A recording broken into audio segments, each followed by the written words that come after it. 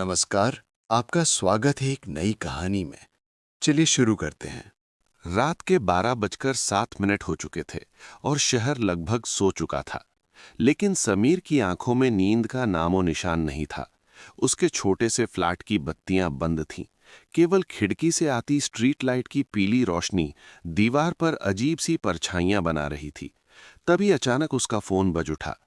इस समय किसी का फोन आना असामान्य था, इसलिए समीर ने झुंझलाकर स्क्रीन की ओर देखा और उसी पल उसका दिल जैसे रुक सा गया। स्क्रीन पर नाम चमक रहा था, नैना। उसके हाथ कांपने लगे, क्योंकि नैना उसकी छोटी बहन थी और वो 2 साल पहले मर चुकी थी। समीर ने खुद को संभालने की कोशिश की, ये सोचकर कि शायद कोई तकनीकी गड़बड़ी है या उसका दिमाग थकान की वजह से खेल खेल रहा है। लेकिन फोन लगातार बजता रहा। आखिरकार उसने कांपते हाथों से कॉल उठाई और धीमी आवाज में बोला, हेलो। उधर से एक टूटी फूटी रोती हुई आवाज आई, भैया, तुम वापस आ गए हो। उस आवाज में वही डर, वही अपनापन था जिसे समीर सालों से जानता था। उसके मुंह से शब्द नहीं निकल पाए, गला सूख गया। वो कुछ कह पाता, इससे पहले ही कॉल कट गई। कमरे में अचानक सन्नाटा और भारी हो गया, जैसे हवा भी थम गई हो। समीर ने खुद को समझाया कि ये उसका वहम है, अपराध बोध से उपजा भ्रम। लेकिन दिल के किसी कोने में डर ने अपनी जड़ें जमा ली थी।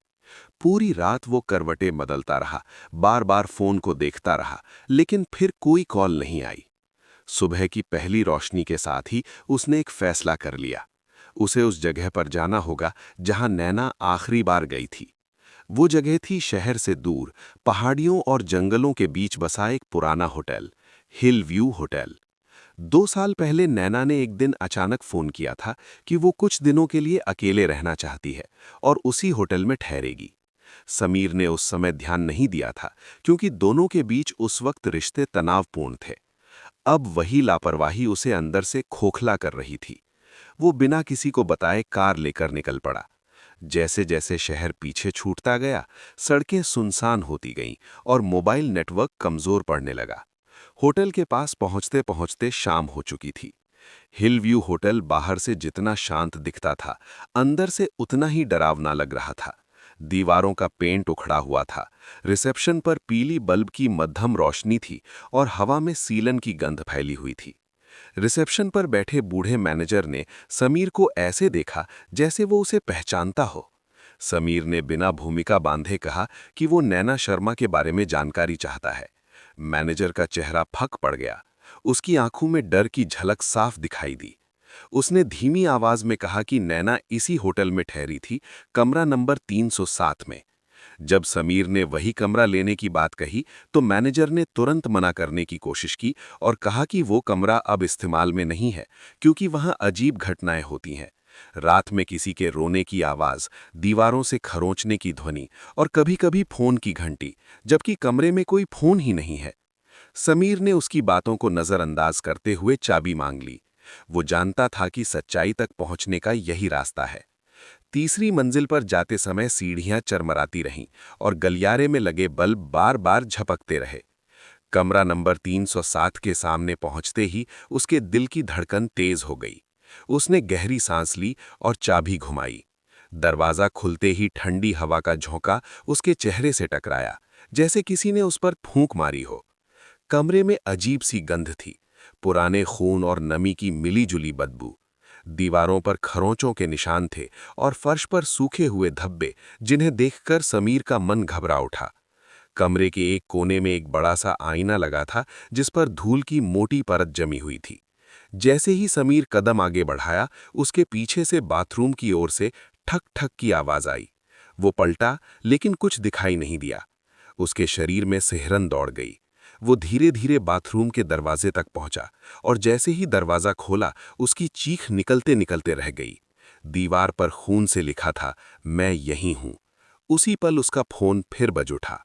फोन की घंटी उस सन्नाटे में किसी चीख की तरह गूंज रही थी और समीर का दिमाग सुन्न हो चुका था।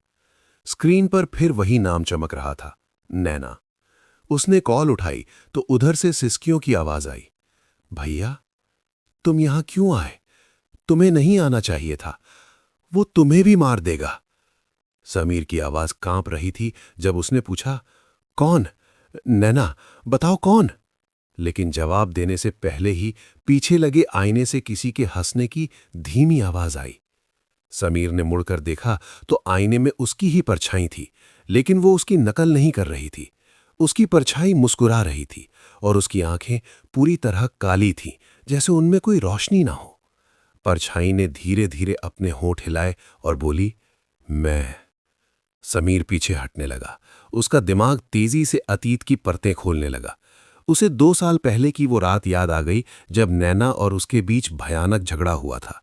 नैना को पता चल गया था कि समीर ने एक बड़ी गलती की थी, एक ऐसा अपराध जिसे वो छिपा रहा था, और उसने धमकी दी थी कि वो सबको सच्चाई बता देगी। उसी गुस्से में समीर ने उसे धक्का दिया था। वो धक्का जानबूझकर नहीं था, लेकिन वो काफी था। नैना इस कमरे में गिर गई थी, उसका सिर जमीन से टकराया था और वो वहीं मर गई थी।